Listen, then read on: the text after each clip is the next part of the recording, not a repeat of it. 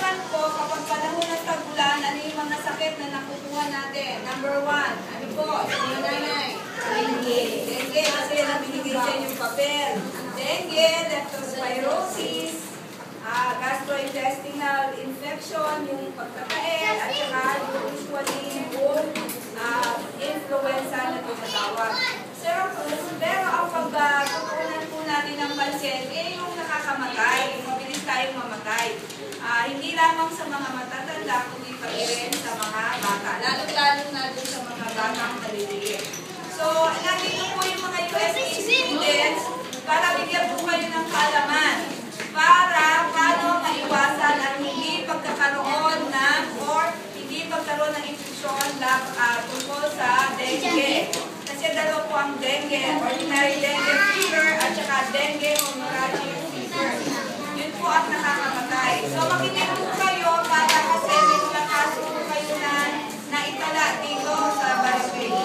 Para alam nyo po paano maiiwasan at mailigtas yung mga anak nyo sa pagkakaroon ng dengue fever or dengue hemorrhagic fever. So palakpakan naman natin po yung mga salamat sa Dr. Brianson. Magandang umaga po ulit mga mommies, daddies, and kids. Nandito po kami, mga UST students with the College of Nursing. Ako po si Maria Yugra. Ako naman po si Erica Bass. At kami po ang inyong MC para sa araw na ito. Ang ating pag-uusapan ay ang tungkol sa sakit na dengue. So, ang ating tema po sa umagang ito ay sakit na dengue ating iwasan para it's more fun ngayong tag-ulan. Gaya nga ng sabi kanina ni Doktora, ngayong tag-ulan, talagang ang pagkakaroon ng dengue ng mga tao. Kaya, nandito po kami para magbigay ng konting paalala at mga tips po para po maiwasan natin ang pagkakaroon ng sakit na dengue. So, ano nga ba ang dengue? Tawagin natin si Jeka para ipaliwanag sa atin kung ano nga ba ang sakit na dengue. Pumuli na mga mga nanay, mga tatay, at mga bata. Po si Angelique. So, gaya ng mga sabi nila, ngayong tag-ulan nga po, mataas po yung mga kaso na sipon, tsaka po marami po yung mga lamok Tama po ba? Yan. So, dahil po doon, mataas din po yung risk na pagkakaroon ng dengue sa ating mga kabahayan. So, ano nga po ba ang dengue? So, ang dengue po, ang lagnat na dengue, ang dengue fever po, ay isang uri ng infeksyon na dala po ng lamok na mayroong virus na mayroong virus. Ang sakit na ito po ay kadalasan nakikita po sa rehiyon sa Timog Asya. So, kasama na po tayo doon, ang Pilipinas. So, alam naman po natin ang panahon na po natin dito ay tag-ulan po at saka tag-araw. So, yun po. At ang dengue po ay may 4 na klase ng virus. Dengue virus 1, dengue virus 2, dengue virus 3, at dengue virus 4 po. At bawat isa po sa kanila ay maaari pong magdulot ng lagnat o yung dengue fever po at lagnat na may pagdulot or yung dengue hemorrhagic fever. So, tanong ko lang po, sa tingin niyo po ba, pag ang isang tao nagkaroon mo ng dengue o nahawaan mo ng dengue virus, meron pa po ba siyang posibilidad na magkaroon ulit na mahawaan ulit? Po? Ano po sa tingin na? Ano po pangalan nila, ma'am? Sige po, tayo po kayo. Ano po pangalan nyo? Ano po kayo kaya? Kami lang po yan. Ano po pangalan nila? Ano? Tayo na lang po.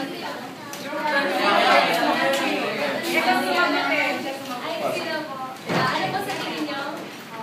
Meron po. Ayun po.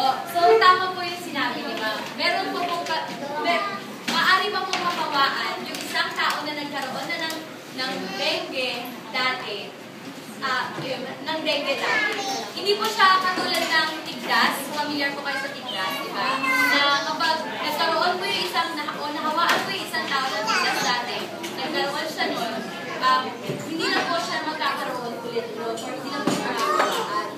Ang pagkaroon po kasi natin, kapag na-expose po tayo virus na yan, ang katawan po natin, natural po na gumagawa ng antibodies o ito po yung mga tinatawag natin na panlaban sa mga sakit. Sila po yung mga lumalaban sa mga sakit na to. Sila po yung proprotekta sa ating sistema. Ito po, pag nahawaan po tayo nun, gumagawa po yung katawan natin ng antibodies para po kapag na-expose na naman po tayo sa mga virus na ito, hindi na po tayo magkakaroon ulit ito o mababa na lang po yung chance natin ng pagkakaroon ulit ng ganito sakit. Sa sitwasyon po ng dengue, iba't ibang virus po kasi yan. Pag nahawaan ko, kunyari po, nahawaan ko kayo una ng dengue virus 1, magkakaroon po ng, or gagawa po ng panlaban sa dengue virus 1 ng ating katawan. At kapag po, nagkaroon, at pag na-expose na po tayo sa isang virus ulit, katulad ng kunyari, dengue virus, iba po ang nagawa ng ating katawan dito. Iba yung nagawa po yan, dengue virus 1, yung katawan natin. Na-expose po tayo sa dengue virus 2. So, magkakaroon na naman po tayo ulit ng sakit na dengue kasi po iba po yung antibodies na nasa atin. At itong pangalawang hawa po natin ng dengue, ito po yung mas malala na po yung sitwasyon niya or yung mga komunikasyon niya. Kasi po, dito po sa pangalawang hawa, ang posibilidad po na magkakaroon tayo ng pagdurugo. At ang pinakamasaklap po dito, maaaring ikamatay kung hindi po natin maagapan. So, para naman po malaman natin kung ano nga po yung paano po ba nakukuha itong virus na to. So, ini-explain lang po ng ating nursing student na kapag kayo nagkasakit ng dengue, hindi lamang po isang beses pwede kayong magkaroon ng dengue. May 4 na strain po tayong dengue viruses. So, pwede po kayong magkaroon sa isang taong 4 na beses na madedengue. So, maliwanag po yun ha. Hindi porket nagka-dengue na kayo, sasabihin nyo, ligtas na ako, hindi ako magkakaroon. 4 na klase po yan.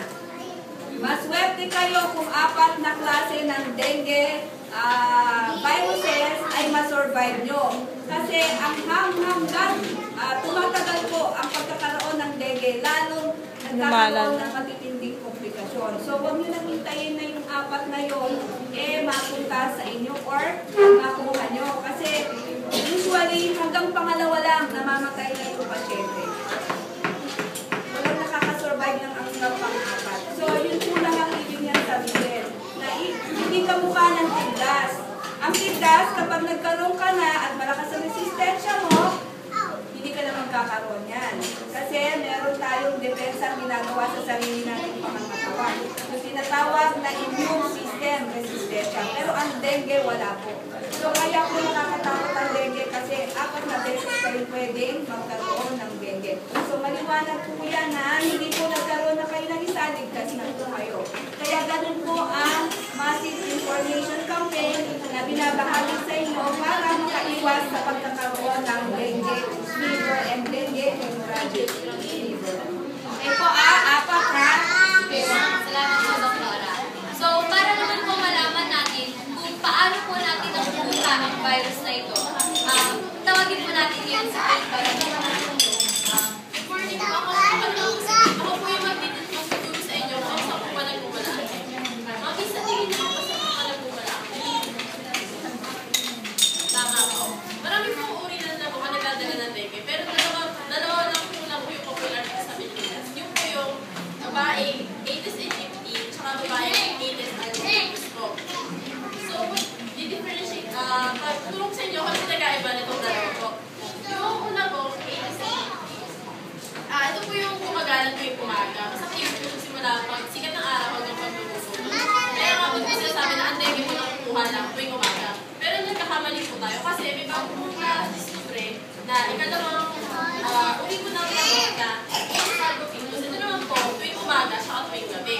Kaya po dapat mag-ingat tayo kung araw po na dapat sige makaiwas tayo sa kagat ng lamok. Ito po yung pangalawa na po, mabilis po siya mamilas kaya mahirap siyang patay. At saka po, di ba yung una-una mo, nanitirahan na po siya sa tubig, yung mga impact po na tubig. Yung ikalawa po, kahit saan po kayo gumagalaw po, running water po, gumagalaw na tubig, nanitirahan din po.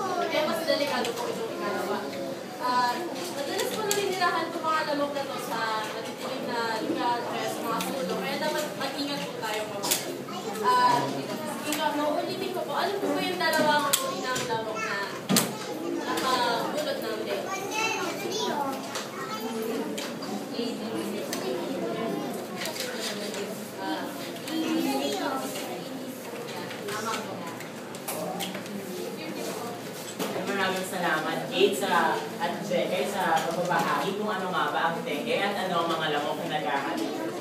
Ako napakahirap pala magkaroon ng dengue pa. Ano, Erika? Oo nga, parang Ngayon pa naman sa tag-ulan, talagang marami na yung nagkakaroon ng dengue. Sino sa inyo dito ang nagkaroon na ng dengue? O ang kanilang mga anak ay nagkaroon na ng dengue? Wala pa? Wala pa naman.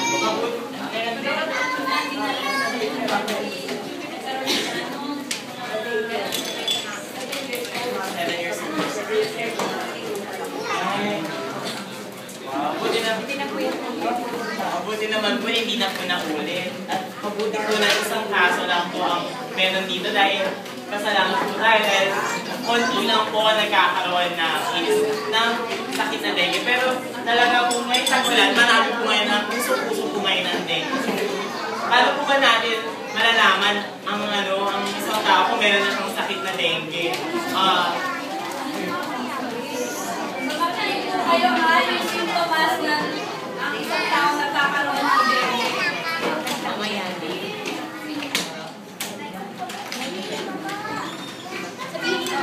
Ano nga ba mga symptoms? Paano ba malalaman kung ikay nadapuan na at kung meron ng dengue? Alam niyo po ba yung mga sintomas? May naiisip na po ba kayo kung ano po yung mga sintomas ng dengue? Sa tingin niyo po? Usually po, lang na po yung pero andito po ang ating passport.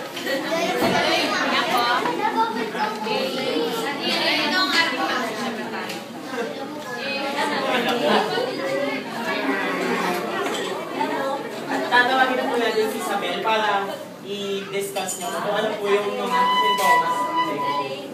Magandang umaga po sa inyong lahat. Ako po si Isabel. At atin po aalamin ko ano po yung mga sintomas ng dengue. Kanina lang po, nalaman po natin yung sintomas ay yung kung ano ang dengue. Ngayon naman po ay alamin natin ang sintomas. Ang unang sintomas, may 5 sintomas ng dengue. Ang unang sintomas dito ay pagkakaroon ng biglang pagtaas ng lagnat. Yan! Pagkakalagnat ko, hindi nyo alam kung ano nangyari. May nilalagnat siya. Ganyan, nagkakaroon po kayo ng biglang pagtaas ng lagnat. Pag nagkaroon, yun ang unang sintomas ng dengue. Ang pangalawa naman ay matinding pagsakit ng ulo. Magkakaroon ka ng ulo dahil sa hindi mo maalam kung ano nangyayari sa'yo dahil nalalagnat ka. Ang pangalawa naman ay pagsakit ng mga kalagnan at mga kasukasuwa. Pang-apat ay kawalan ng ganong kumain. Kahit na ano ibigay nyo, wala talaga siya ganong kumain. Kumain. Kaya nangyayari. At ang pang-lima, sintomas nito ay pagduduwal o ang pagsusuka. At ang pagmahal na yan po. Meron po tayong 5 sintomas. Maaari po ba natin pakiulit ko ang 5 sintomas. Ito una. Pagtaas ang lagnat. Pangalawa po. Ay, sige po. Salamat po. Pangatlo. Sino po pwede? Kalaman po. Pero, ayun, pagkasakit po ng kalamnan at kasukasuan. Pang-apat, walang ganang kumain. At ang pang-5, pagsusuka. At pagmatay ng balat. Maraming salamat po. At sana po tandaan po ang mga sintomas ng dengue. Upang ating maiwasan po. Ang hirap pala pag nagkakaroon ka ng lagnat, ng sakit ng ulo, sakit ng kasukasuan. Ngayong tag-ulan, syempre, hindi makakapunta pa, hindi ka makakapunta sa school, talagang ang hirap pala. Ang hirap talaga dahil kumamantal ka yung balat, makakapasok ka kaya makapagtrabaho ka na. Kaya dapat talaga may iwasan talaga natin ito. May borrow. Paano natin maiiwasan yung pagkakaroon ng dengue? Nalaman nga natin na, ayan, may sinilin yung mga Record ko muna. Meron daw ni Sir. Asan si Aika? Uy, Aika. Malapit na tayo. Noong sa barangay na to, konti lang yung nagkakaroon ng dengue. Baka meron silang mga paraan kung paano may iwasan. Ang mga mommies, daddies, meron po ba kayong mga ginagawa sa inyo o maiwasan po ang sakit na dengue? Paano nyo po parang ano po mga ginagawa nyo para mawala yung mga lamok, ganun po? Anong po ulit yan? Tama po, isa po yun sa mga dapat gawin para maiwasan po natin ang pagkakaroon ng lamok sa ating kapaligiran. Ano pa po? May picture ba kayo? May video yan. Video. Kaya rin po yun dahil ang mga lamok ay usually sila nagtatabi din sa madidilim na kasulok-sulukan at kapag-utago ang parte ng ating mga kabahayan. Ayun po, sino pa po may mga alam ko, idea po na ang mga ginagawa nito. Para i-share po natin sa mga ating mga kapwa na mga business. Yes, ma'am, yung tubig po. Oh, very good po. Dahil yung mga tubig po sa flower vase, yung po yung nagpaparami mga kinikita. So, ayon po sa DOH, meron po silang programa, yung 4S. Ano ba yung 4S? Ito po yung Unang S. Ano nga ba yung unang S? ang unang S po ay ang search and destroy. Ang gagawin po natin sa search and destroy ay hahanapin po natin yung mga pinupugaran po ng mga lamok katulad nga po ng flower vase. Usually po, ang mga lamok po ay nakakapagparami sa stagnant water o yung mga tubig na hindi nagagalaw. Nakalimutan yung mga for example po, yung mga gulong po sa iba't itaas ng bubong, yun, pag naulan na, nalalagyan po ng tubig. Yun po, pwede po mamugal din yung mga lamok na Sa mga sa flower pots, sa mga gutter po na ngayon, yun po yung mga kadalasang pinupugaran ng lamok. O yung mga kitikita mo, doon po sila nagpaparami. Ang gagawin po natin doon ay iwasan po natin yung mga ganong bagay, itapon po natin. Pagdilim na lang po natin. Or kung pagkunwari kailangan po talaga natin mag-imbak ng drum ng tubig, maaari pong takpan po natin yung drum ng tubig. Matakpan po natin para po hindi makapamugad doon yung ating mga lamok na nagkagala ng sakit na yan. Ano ba ang susunod na S? Yung pangalawang S naman po ay self-protection measure. Ano nga po bang magagawa natin para maiwasan nga po yung pagkakaroon ng dengue? Una po, ang pagsuot po sana natin ng mga long sleeves kesa sa mga spaghetti strap or or tsaka pagsuot po ng pantalon o huwag na po tayo masyado mag-shorts. Ngayon naman kung tag-ulan ay malamig, kaya kung suso yung mga jacket. Yung jacket po, hindi lang pumoprotekta sa ating salamin. Magpaprotektahan pa po tayo sa kagat-kagat ng sa braso ng mga lamok. Alam niyo po ba din na mas na bibigani ang mga lamok sa mga dark colored na damit, katulad ng mga dark blue, mga black, kaya maaari pong iwasan natin at parang iwasan na lang po natin ang magsuot ng blue na blue ka naman, pero sabi nila yun nga po. kaya po sa yellow kasi yellow para iwas. Pero yun po, mas attractive daw po yung mga lamok sa kulay na po. maaari din po tayo gumamit ng mga katol sa bahay. Sino po nagkakaroon dito? Sino yung mga nagkakatol sa bahay? Gumagamit po ng katol sa kanilang mga bahay. Sige, kung hindi man katol, kulambo. Sino po gumagamit ng kulambo? Wala rin. Bible. Baka kung sila lang Bible. Sa mga bata din po, maaari din po natin silang pagkamitin ng yung mga mosquito repellent o yung mga po. Ano? What do you Ay, sige, wait lang. Ano ba yung pangatlong S? Ang pangatlong S ay ang seek early consultation. Kapag po napansin na po natin yung mga sintomas na lagnat, na mga pananakit ng ulo, huwag na po na pamamantal, huwag na po natin sa kawalang bahala po, huwag na natin patagalin. Umaari na, malapit lang na po yung ating health center. Dali na po natin ang ating mga anak o ating mga sarili kung mapansin po natin ng mga sintomas po ng dengue. Kaysa naman po na lalo pa pong lumala. Para maagapan ang suha. Tandaan mo, mas magandang mas maaga. Kesa po yung huli na po na marami na po. Kasi po, di ba po sinabi po ni Doktor, dalawa po ang dengue, yung yung dengue fever po, saka yung dengue hemorrhagic fever. Yung hemorrhagic fever po, yung po yung nagdudugo na tayo, yung may napapansin ng pagdudugo ng ilong. Kaya huwag na po natin muntayin yun, kaysa naman dugungin tayo, pumunta na po agad tayo sa ating health centers. Ang huli naman po na S ay say no to indiscriminate fogging. Ang fogging po, yun po yung... Alam mo yung mga pagpapausok po? Kasi po, ang nangyayari po sa pagpapausok, yung mga matatandang lamok lang po yung namamatay. So, natitira po yung mga itlog. So, yung mga itlog na po yun, maaari din po maging lamok. So, parang wala din po talagang... Hindi naman po sa masama yung... Hindi naman po sa masama yung fogging po, yung pagpapausok. Pero, ang nangyayari po is, napapanatag na yung loob natin dahil nag-fogging na akala natin, wala na. Pero meron pa pala mga hindi na magiging lamok pala. Ay, sorry.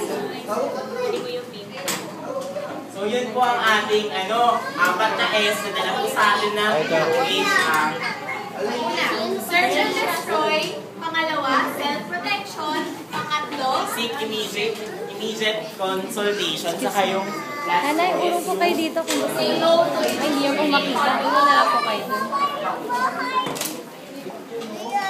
mga mamis, may matulungan po ba tayo sa ating sino po makakapagbigay ng kahit isang may bawal ako? Guys, ganito na lang. Sa last part na lang natin, para may isang evaluation na lang tayo. Gusto na lang natin yung pamigay mga subject. Bigyan na lang tayo ulit. Ano na lang, magbigay na lang po tayo ng halimbawa. Dun sa sige.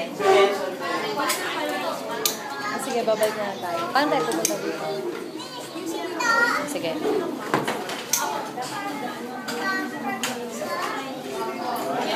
search and destroy. Sana hindi natin yung mga kinagana at sa iba EJ. Ay.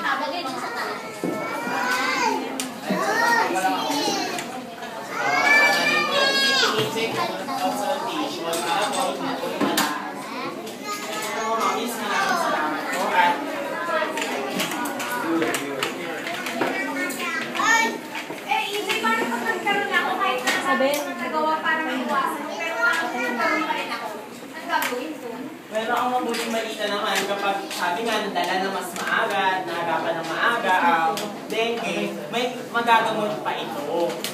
So tawagin kaya natin si Jeff para Para explain kung ano ang mga gamot o ano ang makakagamot sa sakit na dengue.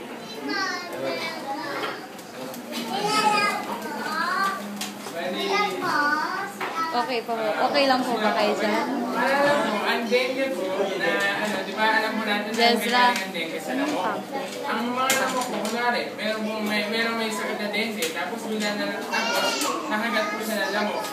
Yung lamok na yun, pwede po siya pwede po niyang madala yung sakit na dengue ng tao. Meron ako kayong ganito? Meron ako kayo.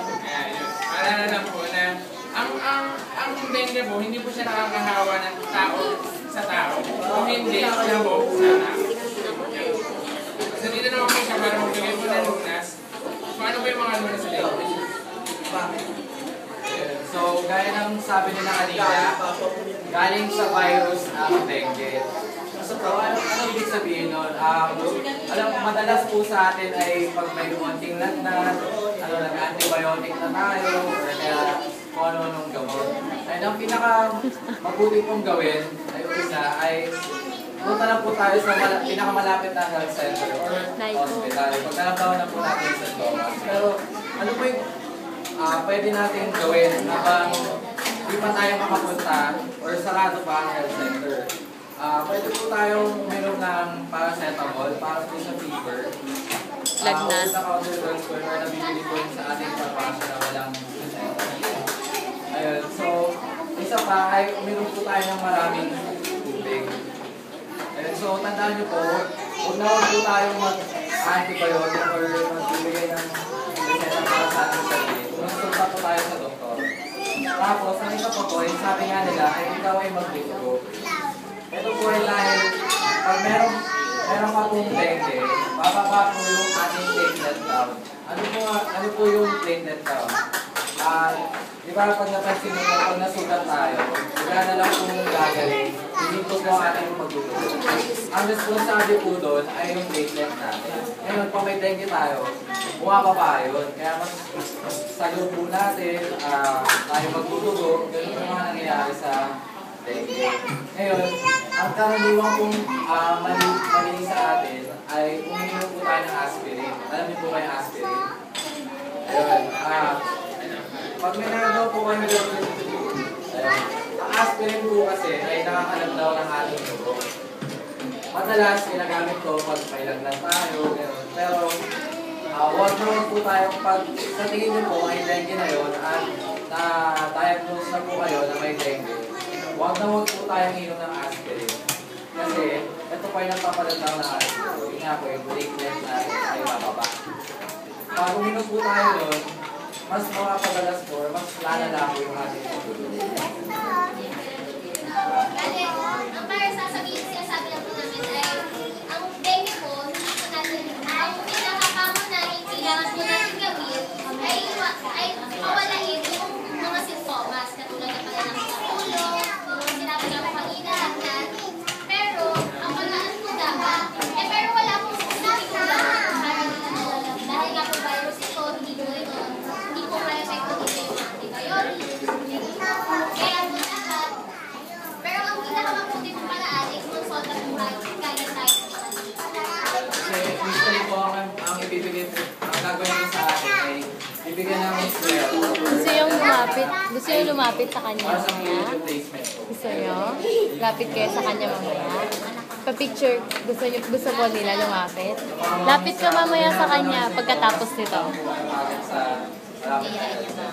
Po? Yayain ka pa niya. Lapit ka sa kanya mamaya. Punta kita doon. Gusto mo rin? O sige, mamaya pagkatapos nito ayaw mo? Sa Lunas po, Mamaya na lang. application kaming ginawa ang dengue. Yung, for example po, letter D, daily monitor ng kalagayan ng may sakit. Basayan po natin kung ano po yung nangyayari sa pasyente na may sakit. Tignan po natin kung kamusta po yung kanyang temperatura, kung bumababa po pa ang kanyang lagnat. Susunod naman po is yung para sa encourage o isulong ang pagpapainom ng maraming tubig. Dapat po, kapag po may sakit tayo o magkaroon nga tayo ng dengue, uminom po tayo ng maraming tubig po para po maiwasan po natin yung dehydration. Susunod naman po is yung note o bantayan ang mga tanda ng dengue. Yun nga po yung sintomas. Yun nga yung mataas ng lagnat, pagluluwas, lagnat ng ulo. Tapos, ang isa pa po pwede gawin is yung G or give paracetamol sa may sakit at huwag aspirin para po pagpapababa ng lagnat. Or tapos yung U naman po is use kulambo. Or gumamit po tayo ng self-protection po ng mga kulambo, insect repellent. At yung last po is yung early consultation sa ating mga po mga mommies, maraming salamat. EJ, ulitin mo. Paulit mo. Addition sa mga may edad na magkakadengue. Bilang aspirin ang dapat iwasan sa pag-inom. Yung mga methylamic acid, yung mga mahilig uminom ng ibuprofen, yung mahilig uminom ng mga namakasel, Xanax. Yan po ay lahat na nakakapag-cause ng pagdurugo ng bituka. Kaya yung dengue na at iinom, lalo ma-enhance ang pagdurugo ng bituka mo. So, iwasan po rin yun. Hindi lang aspirin. Tapos na ba? Tapos na ba? Tapos na ba? Sige. Hindi. Andun sa... Asan sa So, yun nga po pala yung mga kung ano nga po ang dengue, yung mga paraan kung paano ito nakukuha, mga sintomas nito, at yung mga pwedeng gawin para maiwasan ito, at saka kung paano po ito malunasan. So, pwede po ba ninyong, sino pong makapag-uulit sa amin kung ano po ang mga inyong na pag-aralan o nakuha sa amin? Sino pong maaari magbahagi? Katulad po ng ano pong mga iwas ulit ang mga gagawin natin? Ano pong mga pag-iiwas ang maaari nating gawin laban dito? Ano po yun, ma'am? Po? Search and destroy. Yun na nga po, yung hahanapin ulit natin yung kanilang mga pugad. Ano pa po? Sino pa pong makapagbibigay?